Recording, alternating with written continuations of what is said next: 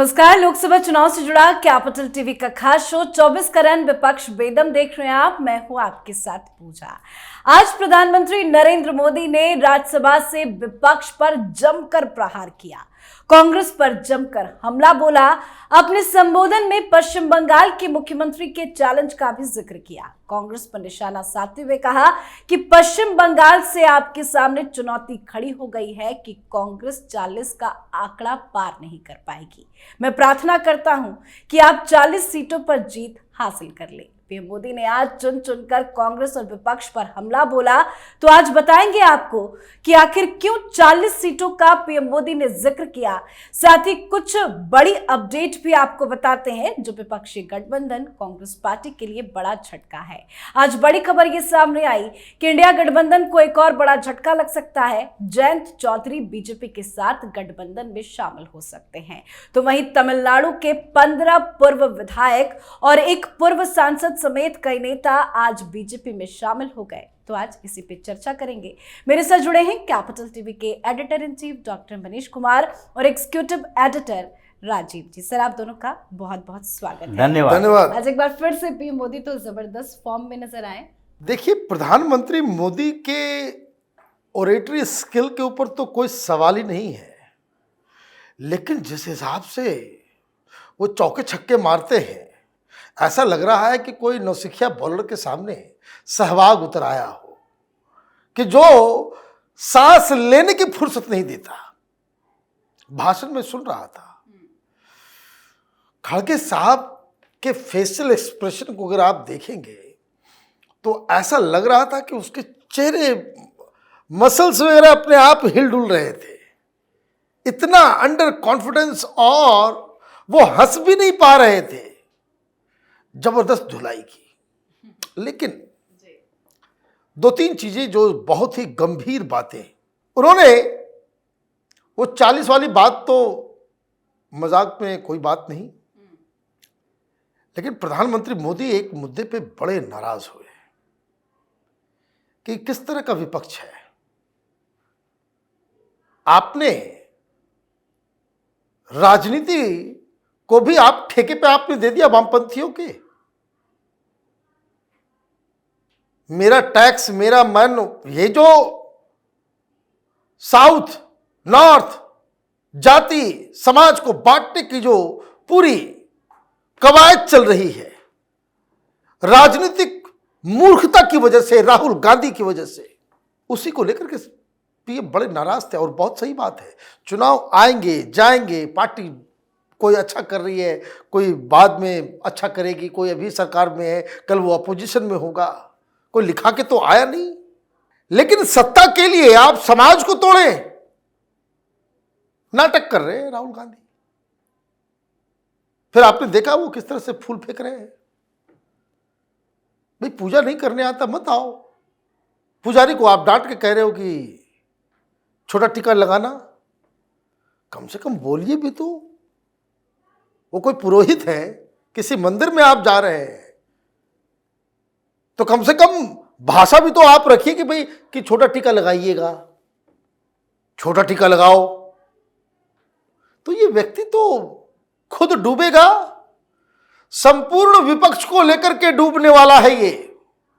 और प्रधानमंत्री मोदी इसलिए वो कटाक्ष कर रहे हैं। आखिरी ये सत्र था, राहुल गांधी को लोकसभा के अंदर एक चमत्कारी भाषण देना था, which he is not capable of. जो कैपेबिलिटी नहीं है तो आप क्या करेंगे।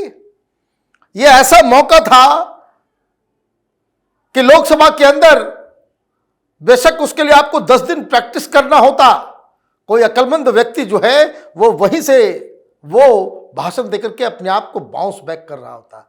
आप मंदिर तो केव में जा रहे हो तो पता नहीं क्या कर रहे हो। इसीलिए प्रधानमंत्री मोदी को जो है वो दैवीय, जो कहते हैं ना भाई, वरदान मिला हुआ है। किस चीज का वरदान है कि आपके सामने महामूर्ख विपक्ष जो है हमेशा रहेगा। खैर, राहुल गांधी मौके की नजाकत को कहाँ समझते हैं। लेकिन सर, आज जिस तरह से पीएम मोदी ने ममता बनर्जी की जो का चैलेंज था 40 सीटों का, उसका जिक्र किया, अगर अलग अलग राज्यों में कांग्रेस पार्टी की स्थिति को समझे, क्या वाकई में कांग्रेस पार्टी 40 सीट भी हासिल कर पाएगी या नहीं? लगता तो नहीं है। इस बार स्थितियां जी। कांग्रेस के लिए पिछली बार से ज्यादा विकट है। ममता बनर्जी के 40 सीटों के आंकड़े का जिक्र पीएम मोदी ने जो किया वो बिल्कुल मोल तोल कर किया है। जी। पश्चिम बंगाल में कांग्रेस साफ, क्योंकि ममता बनर्जी साथ आने वाली नहीं है। अब मुकाबला भारतीय जनता पार्टी और टीएमसी के बीच है। तीसरा कोण जो होगा लेफ्ट और कांग्रेस का, वो बस तमाशा देखेगा, वोट काटने वाली पार्टियां होगी। दूसरी बात, बिहार में नीतीश कुमार और भारतीय जनता पार्टी का गठबंधन, पिछली बार क्या हुआ, 39 सीटें एनडीए के पास, इस बार 40 सीटें एनडीए के पास। उत्तर प्रदेश में खाता खुलना मुश्किल हो रहा है। सोनिया गांधी के लिए राज्यसभा तलाश की जा रही है कि इस बार कहां सोनिया गांधी को चुनाव लड़ाएं, और राहुल गांधी डर से उत्तर प्रदेश से चुनाव लड़ने के लिए तैयार नहीं है। तो उत्तर प्रदेश, बिहार, पश्चिम बंगाल और राजस्थान में पहले से भी एक सीट नहीं है। मध्य प्रदेश में एक सीट है, गुजरात में एक भी सीट नहीं है। तो इनका दारोमदार कहां पर है? दक्षिण भारत, जो आजकल कॉन्स्पिरेसी चल रही है, जिसका जिक्र डॉक्टर साहब ने किया कि किस तरीके से दक्षिण भारत के नेता जो हैं वो भड़का रहे हैं, देश तोड़ने की बात कर रहे हैं, जो कि पीएम मोदी ने कहा कि कम्युनिस्टों के साथ कहां जुड़ गए हो। ये देश तोड़ने वाले लोग आज दिखने को मिल रहा है कि दक्षिण भारत में तुम्हारी पार्टी का एक सांसद, जो राहुल गांधी का बेहद करीबी, नेशनल हेराल्ड मामले में पूछताछ हुई है, डीके शिव कुमार और डीके सुरेश दोनों के घर छापेमारी हुई है, इन दोनों ने पैसे दिए थे। और डीके सुरेश कहता है कि भाई साउथ इंडिया के लोगों को अब अलग देश की मांग करनी चाहिए। या सिद्धारमैया दिल्ली पहुंच जाता है जंतर मंतर पर अपने कैबिनेट के साथ धरना देने के लिए। पिनराई विजयन दिल्ली पहुंच जाता है, कहता है साउदर्न अलायंस बनाएंगे, कि साउथ इंडिया के जितने सीएम हैं, अब भारतीय जनता पार्टी की वहां सरकार नहीं है। ये बौखलाहट इस बात को लेकर है कि दक्षिण भारत में, ये जो आपने जिक्र किया कि तमिलनाडु में, तेलंगाना में, ये किस तरीके से अब भारतीय जनता पार्टी के साथ लोग जुड़ रहे हैं। पूर्व विधायक, पूर्व सांसद, पूर्व प्रदेश अध्यक्ष और पूर्व जिला अध्यक्ष, ये जुड़ रहे हैं इसलिए कि पीएम मोदी ने पिछले दिनों साउथ को हिला के रख दिया। अब वहां के लोग द्रविड़ की राजनीति नहीं करेंगे, हिंदू की राजनीति करेंगे, कि सनातन धर्म के लोग हैं। तो सारे जो केरल से 15 सीट, तमिलनाडु से 8 सीट, अब 50 सीट से ज्यादा लाए हो, 25 सीट यही दोनों स्टेट से हो, और दोनों तुम्हारे हाथ से जा रहा है, तो 40 कहां से पार करोगे? अब तो लग रहा है कि 15-20 पर ही अटक के रह जाएगी। बिल्कुल। और जिस तरह से बीजेपी का फोकस, पीएम मोदी का फोकस इन दिनों साउथ को लेकर है, अगर मोदी सरकार साउथ को फतह कर जाती है तो वाकई में 40 सीटें तो पार नहीं होगी। देखिए, तैयारी तो है। आज चंद्रबाबू नायडू भी आए हुए हैं दिल्ली, मुलाकात होनी है। तो ये जो आंध्र प्रदेश के अंदर जो गठबंधन बनेगा, एक फिल्म स्टार है, एक ये है, और भारतीय जनता पार्टी है। तो वहाँ पे भी पिछली बार चंद्रबाबू नायडू सीटें तो हार गए, लेकिन वोट परसेंटेज 2-3% का ही गैप था। ये गैप इस बार पूरा हो जाएगा तो सीटें साउथ में भी बढ़ेंगी, और जो पूरे साउथ में जो टारगेट है इन 5 राज्यों में भारतीय जनता पार्टी का, वो 60 है। आप कांग्रेस पार्टी के 50 की बात कर रहे हैं, 40 की कर रहे हैं। इस बार तो 30 के नीचे आने वाली है कांग्रेस पार्टी। और भारतीय जनता पार्टी साउथ में 2 राज्यों में खाता खुलेगा, कुछ मिरेकल होगा। ये केरल और तमिलनाडु में, और उसके सुगबुगाहट कई सारे लीडर्स जो है वो ऑलरेडी बीजेपी में आ रहे हैं। कल फिर ये सिलसिला जारी रहेगा। करीब 100 नॉन अलग अलग पार्टी के हिंदू लीडर्स वो भारतीय जनता पार्टी में आ रहे हैं तमिलनाडु में। और आप देखिए केरल के अंदर में मुस्लिम ऑर्गेनाइजेशंस भी बीजेपी के साथ, क्रिश्चियन ऑर्गेनाइजेशंस भी बीजेपी के साथ, और बीजेपी का अपना सबसे ज्यादा और सबसे संगठित आरएसएस पूर्णकालिकों का जो चेन है, वहां जो हिंदू संगठन है वो काफी मजबूत है। संख्या कम है लेकिन बड़ी मजबूत संगठन है केरल के अंदर में आरएसएस का। तो ये तमिलनाडु और केरल में इस बार कुछ मिरेकल होगा। ये दलाल पत्रकारों का जो पूरा गैंग दिल्ली में बैठा हुआ है कि साउथ में नहीं है, साउथ में अभी भी आज की तारीख में साउथ की सबसे बड़ी पार्टी है। Number of MPs south India से सबसे ज्यादा भारतीय जनता पार्टी के पास है 29 और सेकंड पोजीशन पे कांग्रेस पार्टी है जिसमें है 28।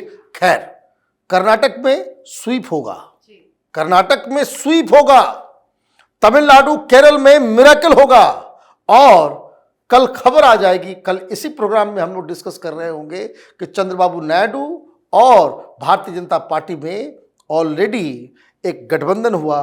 तो साउथ इंडिया को ये जो तमाम ये लोग बैठ के जो दिल्ली के एसी कमरों में बैठ करके जो भाषण देते हैं, उनको ये समझ में नहीं आ रहा था कि पिछले एक महीने से प्रधानमंत्री मोदी बार बार साउथ जा क्यों रहे। जी, हालांकि आज एक गठबंधन होने की खबरें सामने आई। बताया जा रहा है कि जयंत चौधरी बीजेपी के साथ आ सकते हैं। क्या कुछ चल रहा है, क्या उम्मीद जताई जाए? देखिए, कोशिश तो जयंत चौधरी पहले से ही भारतीय जनता पार्टी के साथ आने की करते रहे जी, लेकिन अभी तक उनका दिमाग है जो ठंडा नहीं हुआ।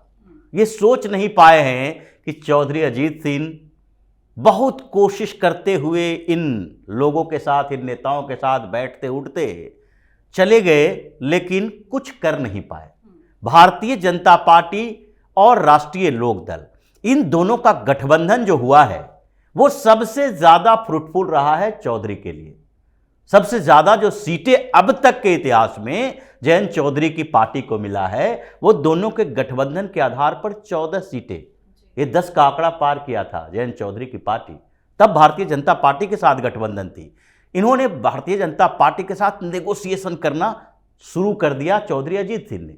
2014 के पहले भी गठबंधन था और उस नेगोशिएशन के कारण भाजपा ने कह दिया, भाई तुम्हारी जरूरत इतनी हमें नहीं है जितनी हमारी जरूरत तुम्हें है। तो ये समझते हैं कि भारतीय जनता पार्टी के साथ वैसे ही नेगोशिएशन करेंगे जैसे कांग्रेस और समाजवादी पार्टी के साथ, तो ये तो संभव नहीं है। लेकिन जयंत चौधरी अब ये सोचने लगे हैं कि अगर हम 5 सीटों पर लड़े और जीत एक पर भी ना हो और 2 सीटों पर लड़े और दोनों जीत जाएं और यहां के जो जाट लोग हैं पश्चिम उत्तर प्रदेश के, उनका दबाव भी है कि तुम कहां इधर उधर भटक रहे हो, अगर ऐसे भटकते रहोगे तो हम लोग भी कंफ्यूज होते हैं। कभी भी ऐसा नहीं हो सकता। 2019 में 90% जाटों का वोट गया था भारतीय जनता पार्टी के साथ और 82% 2014 में गया था।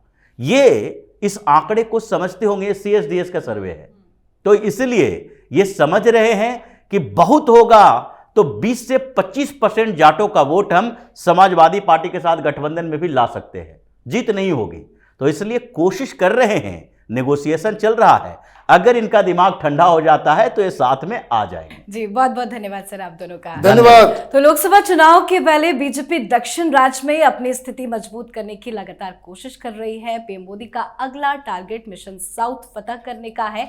तो कुल मिलाकर देखा जाए तो पूरा पश्चिम, उत्तर और दक्षिण के जिन राज्यों के दम पर विपक्षी गठबंधन एनडीए और बीजेपी की आर्म ट्विस्टिंग की तैयारी में था, वहां वो खुद ही पटकनी खाते हुए दिखाई दे रहा है। चारों तरफ से विपक्ष को, कांग्रेस पार्टी को झटके पे झटके लग रहे हैं। आप अपनी राय कमेंट कर लिखे देखते रहिए कैपिटल टीवी। नमस्कार।